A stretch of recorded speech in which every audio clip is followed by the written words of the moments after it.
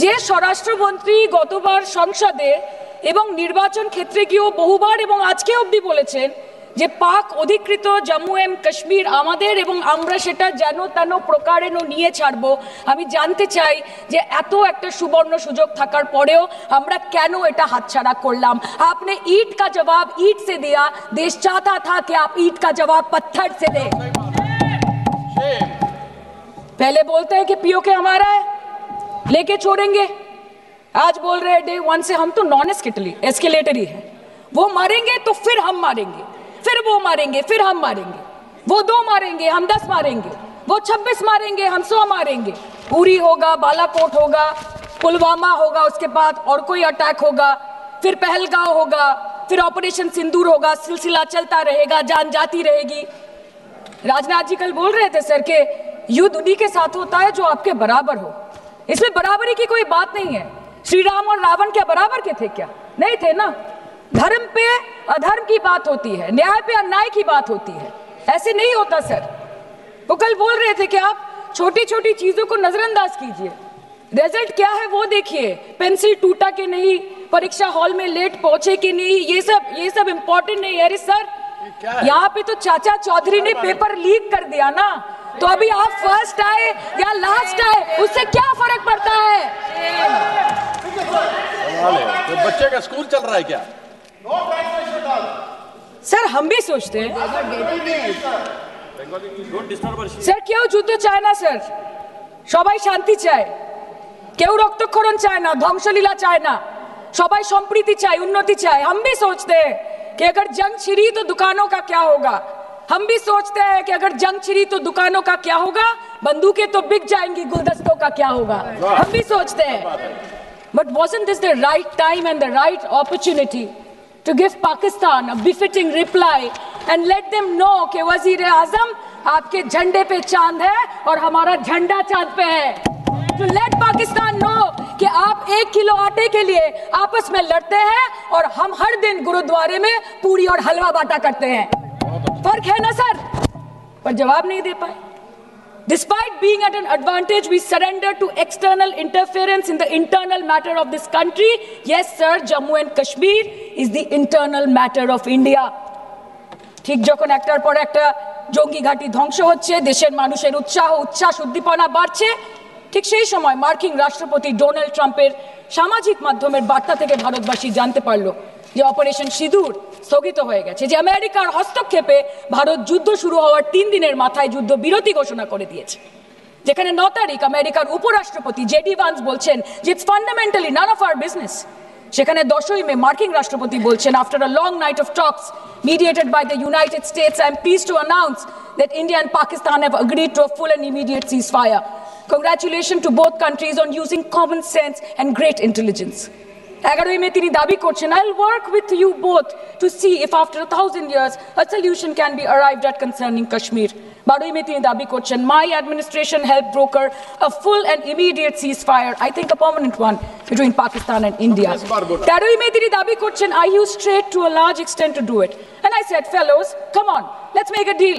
Let's do some trading. Sir, ভাষা দেখিয়ে কি 10ই মে প্রথমবার এই দাবি থেকে শুরু করে গতকাল অবধি স্যার 28 बार अमेरिका के प्रेसिडेंट ने एक ही मैसेज दिया पूरे दुनिया को कि ट्रंप ने वॉर रुकवा दी पापा, कि ट्रंप ने वॉर रुकवा दी। शर्म करो। दुनिया के किसी भी नेता ने भारत के ऑपरेशन रोकने के लिए नहीं कहा।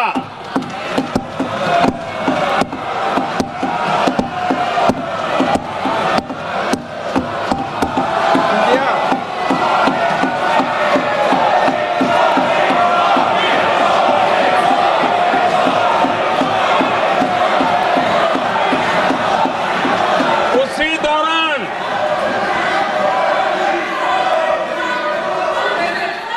9 तारीख को रात को अमेरिका के उपराष्ट्रपति जी ने मुझसे बात करने का प्रयास किया। वो घंटे भर कोशिश कर रहे थे, लेकिन मेरी सेना के साथ मीटिंग चल रही थी। तो मैंने उनका फोन उठा नहीं पाया। बाद में मैंने उनको कॉल बैक किया। मैंने कहा कि आपका फोन था, 3-4 बार आपका फोन आ गया, क्या है? तो अमेरिका के उपराष्ट्रपति जी ने मुझे फोन पे बताया कि पाकिस्तान बहुत बड़ा हमला करने वाला है, ये उन्होंने मुझे बताया। मेरा जो जवाब था, जिनको समझ नहीं आता है उनको तो नहीं आएगा,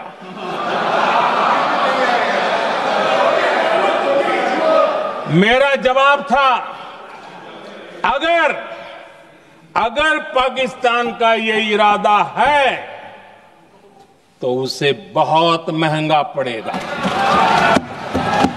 ये मैंने अमेरिका के उपराष्ट्रपति को कहा।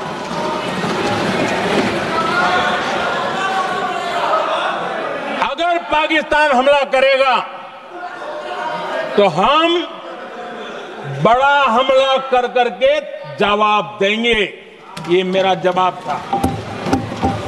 और आगे मेरा एक वाक्य था, मैंने कहा था हम गोली का जवाब गोले से देंगे। ये 9 तारीख रात की बात है और 9 रात में और 10 सुबह हमने पाकिस्तान को सैन्य शक्ति को तहस नहस कर दिया था। और यही हमारा जवाब था, यही हमारा जज्बा था। और आज पाकिस्तान भी भली भांति जान गया है कि भारत का हर जवाब पहले से ज्यादा तगड़ा होता है।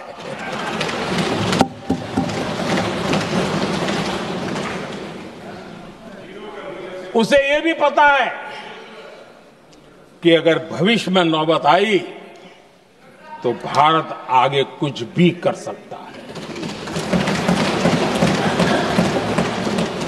और इसलिए मैं फिर से लोकतंत्र के इस मंदिर में दोहराना चाहता हूं,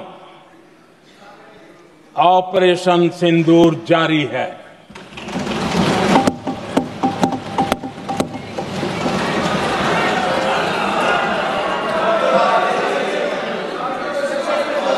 पाकिस्तान ने दुस्साहस की अगर कल्पना की तो उसे करारा जवाब दिया जाएगा।